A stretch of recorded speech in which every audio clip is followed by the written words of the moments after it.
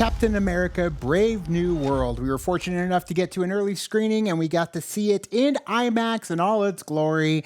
And it's a continuation of Falcon and the Winter Soldier of sorts. Anthony Mackie took up the mantle of Captain America mostly in that series, and now he's still figuring out certain aspects of becoming the next Captain America. And in this movie, I thought he did an amazing job because Anthony Mackie and Sam Wilson have been there from the get-go when it came to some of the best of Captain America, and that means he's the best one suited to take it over from Steve Rogers. Yeah, there were a lot of times during the movie that I was like, well, he doesn't feel like himself when he's playing Sam Wilson, but then they do kind of go into it a little bit when it talks about taking on the mantle of Captain America. And while they did talk about that in Falcon and the Winter Soldier, they still continue on that part of it as well into this movie. Because it's like, that mantle of Captain America, you're trying to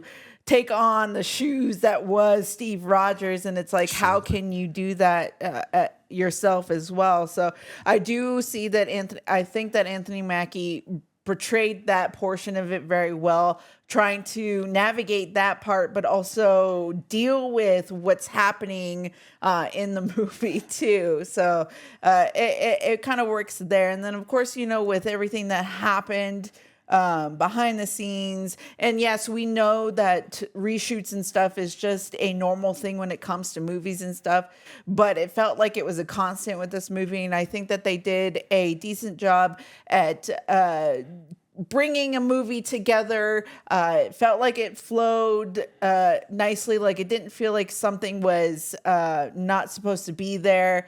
And like every time they tried to go the next step, I was like, okay, so this is how they're going to do it. And it worked. It worked well. It felt fluent. It didn't feel disjointed. Granted, there was one glaring moment where we're like, oh yeah, that was supposed to be a thing. And it's an outfit. So, and you could see the outfit, but then it never comes up again. Yeah. So, yes, that is one portion that we feel like, oh yeah, obviously things were changed, but the rest of it felt very fluent. The fact that Giancarlo Esposito's character, I guess, wasn't added till late in the game, and it didn't feel that way watching it. It didn't feel that way a little bit, but I also feel like they maybe underutilized Giancarlo Esposito. I was hoping that we could get more with his character in the story, but I know that they kind of used him as like the catapult for a lot of things that happened in the movie too. So it worked. Now, being that Sam Wilson does have to kind of put on the mask that is Captain America, it really just means that Anthony Mackie is going to just talk sternly in most situations, where we know Anthony Mackie has that fun, playable side. And it does feel like when he's paired up with Joaquin Torres, Danny Ramirez's character, the new Falcon, it just doesn't have the same energy that you had with the group that ended up forming up with Black Widow, Captain America, Bucky eventually, and Falcon. So you don't have, that playfulness. Now, granted, Joaquin Torres does try. He comes up with multiple moments where he tries to be funny. It just didn't land. Nobody in the theater was laughing. I wasn't laughing. It was more like huh. But then there was a moment where Sam does get a chance to be playful again. It's really just like one or two scenes, but it's specifically one scene, and it's like, oh, there you are, Peter. Like, there you are, Sam Wilson. There you are, Anthony Mackie. Like, you just didn't get that for most of the movie, except for this one moment, it felt like. One standout for the movie that we got to meet this character in Falcon and the Winter Soldier was Carl Lumley's character, Isaiah Bradley. I think that he was a standout in this movie, even though it was a very short moments that we got to be with him. But man, when you had those moments with him, he really took that opportunity to kind of give us everything that he had. And I really enjoyed that coming from his character. Yeah, a lot of the acting just felt like everybody was trying to be stern, but man, he really brought some emotion to the movie, to the role, the character. And if you saw Falcon and the Winter Soldier, you know he's got a hell of a backstory, a heartbreaking backstory as well, and that continues into this movie. And it just breaks your heart when you see the things that ended up going down here in this movie. Once again with Isaiah Bradley, and then of course bringing in Harrison Ford, taking over for the late William Hurt, R.I.P. And I thought they did a great job with Harrison Ford taking over. It felt like he did just kind of pick up the mantle and run with it. He goes for it, Harrison Ford does in this movie. He brings a lot of emotion to his character as well.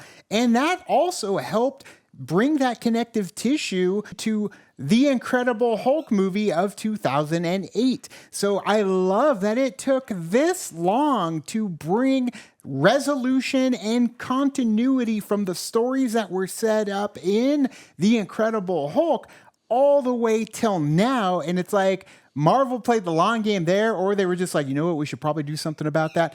And I'm very happy that they did, bringing back aspects of that. I'm not going to say cast members in case you missed out on the D23 announcement who's in this movie. But it did have some strong connective tissues to where it felt like more of a continuation of the Incredible Hulk movie. But like the comics do, you're bringing other characters in to kind of push that forward. So with that, I thought it was great because it's already an established conflict that has been going on for quite some time. And it just culminated into this whole, time where the Avengers are missing in action just in terms of all the things that went down. Some of them are dead. Some of them have moved on and they're helping elsewhere. And it's a tough time in the world. And we need heroes to step up, and for Sam to step up and then get knocked down with what goes on in this movie. Like it's crazy when it's all the backdrop of a movie that came out, second after Iron Man? So, I mean, it's been ages in the MCU. So if you have not seen The Incredible Hulk. Yeah, would you believe me if I told you that I have actually never really sat down and watched The Incredible Hulk like in its entirety, in the full flesh of the movie? I know some certain parts, obviously based off of like things that I've seen online, and then of course when you could go through the movies through the MCU, when they talk about it, but I've never actually sat down and pierced my eyes on that movie. It was just one that I ended up missing. Like I went from Iron Man 2, and then you go to Captain America, and I never really went to watch that movie. So apparently the MCU also glazed it over and didn't pay attention to it. Besides bringing in William Hurt, Right. like that was a big aspect of the MCU.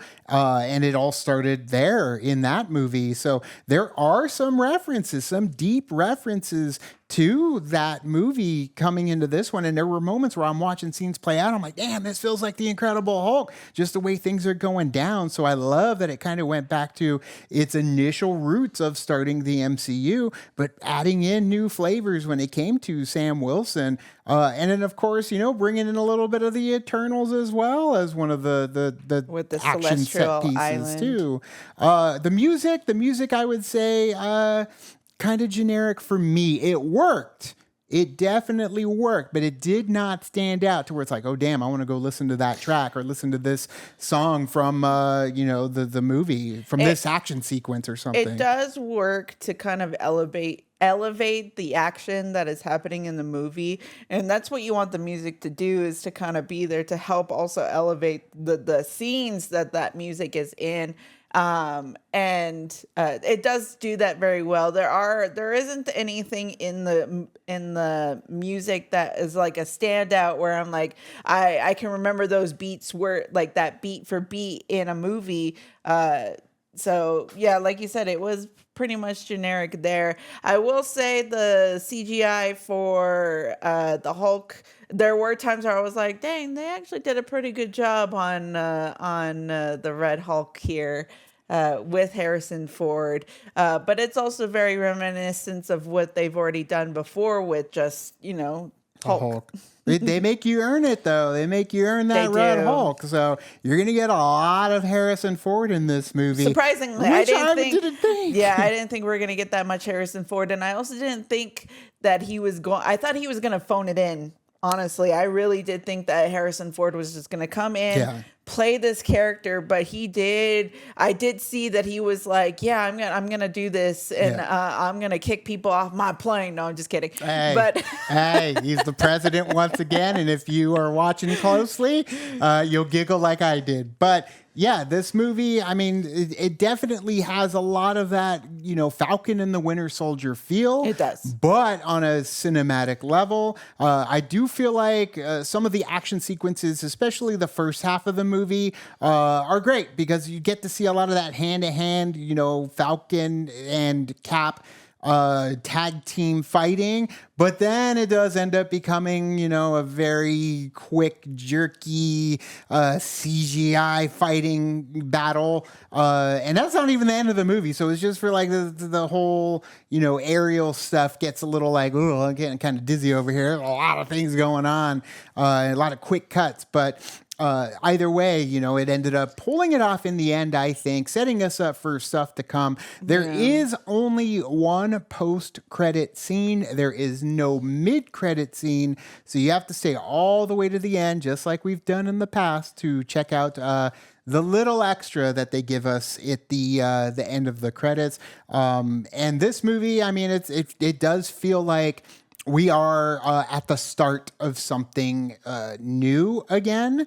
So I'm really looking forward to seeing where we're going to go from here. We do know we've got Fantastic Four on the horizon. We've got the Thunderbolts, which I'm really excited for, especially after that last trailer that they just dropped during the Super Bowl. And, we're going to get Bucky. We're going to get Red Guardian. We're going to get Yelena. We're going to get Ghost again because I love Ghost. I want more of Ghost. And then Taskmaster, I guess, will be there for 5 seconds. But either way, that's just how it goes, right? With those kinds of teams, it's basically the Marvel version of Suicide Squad, I guess, is what it kind of feels like. But yeah, overall, though, it's really hard to not compare it to what we've gotten before. What we were like, what MCU was when it was like at its peak, of course. And you kind of have to set that aside because you're never gonna get that feeling. In my own personal opinion, right now, I feel like we're never gonna get to that point unless we start building up again. And I think that with this movie, it's a solid addition. It's not like, oh my God, super amazing or anything. Yeah. But I do think it's a solid movie for the circumstances that they had, and continue on and see what happens next. I don't feel like I need to run back to the theater to watch it again right away, but we did want to watch it with the crowd to kind of get the crowd reactions. Yeah, we went to a press screening, so a lot lighter, not as many butts in the seats. When I say nobody made a noise, it's usually par for the course when it comes to those press screenings. But we didn't make a noise, which is usually opposite. Usually we're the ones like whoa, whoa, making noises. Us and our buddy Zach Pope were the only ones ever making noises. It was a good espionage, thriller, political Manchurian Candidate. Right. I was getting stressed there for probably the first 30 minutes. I'm like, hey, what's going to happen? And then it becomes like more of an MCU movie. And then in the second half, it becomes more of an MCU movie. It does. For sure. I will say though, there is a lot of blinking lights. So if you are photosensitive, if you have issues with epilepsy or seizures, you should just be cautious because there is a little lengthy fight scene that does take place with a lot of flashing lights, and we already saw the warnings too at the theater that they put out. And the one of the things that is utilized in the movie is flashing lights. So be on the lookout and be prepared in case you are photosensitive to that kind of stuff. So, but either way, I feel like we kind of covered everything. You talked about comparing it to old stuff, man. Like Henry Jackman and that Winter Soldier score, that soundtrack. That's peak right there. And it's like, what, you can't reach for the stars with your soundtrack? Like I'm playing the theme in my head right now. Like I hear it. I heard it the second I watched it. I remembered it. But it felt like, when you got Alan Silvestri first Avengers movie, of course, and then they dumped him and then for Brian Tyler and they Danny dumped it in the Elfman. second movie, and it just didn't have that oomph in there. No. And it's the same thing here. Yeah. There isn't really. And I would love to see to have like a really good theme for Sam Wilson's Yep. Captain America, but there really wasn't a recurring theme. It was just kind of like. We're gonna use this music to amp up that the fighting scenes are just like serious scenes. Didn't Sylvester do the first Captain America as well? So yeah. that theme for Steve and Cap, that it's iconic, you it know. worked, yeah. And that's kind of what was missing from And that's this what one. well, now I'm just going off a tangent with John Williams and his themes. So that's Well, another yeah. discussion for another day. For another episode. But either way, are you excited? I know a lot of you were kind of hesitant, and I understand, man, when it comes to the MCU, I've talked to many people just in my life that they got off the train after Endgame, and they felt like this was a good time to get off because they were kind of satisfied, very satisfied. Yeah, that was a very satisfying movie. And we just kept coming back like Tyrone Biggums. Yeah, any more of that Marvel? You're just hoping for, it's like the little kid in Incredibles. It's like, what are you waiting for? Something amazing, I guess. But either way, I'm trying to see if there's anything that we wrote down that, no, I mean, that's good. That's it. That's pretty much everything without getting spoilery, because I'd love to talk about the antagonist. I don't even want to say the name just in case you missed out on the info and you want to be surprised. But I thought there's only one moment with the villain that I was like, that was kind of a choice. The scream. Yeah, it's like, wait, what are you doing, dude? But either way, are you excited? Let us know in the comments below. You can also like and subscribe. And did the thing on our Facebook, Twitter, Tumblr, Instagram, Discord. All the social networking, Ginger and Tina, where they are, kicking to the party, fuel the party, keep the party going. On our Patreon, Cobra Kai's final part of season 6 is coming out very soon. So if you're watching this, it's probably going to be coming out within the day. So be on the lookout for our reactions to that. Thanks so much, and as always, Now it's time to say goodbye. this party is over. Bye. Bye.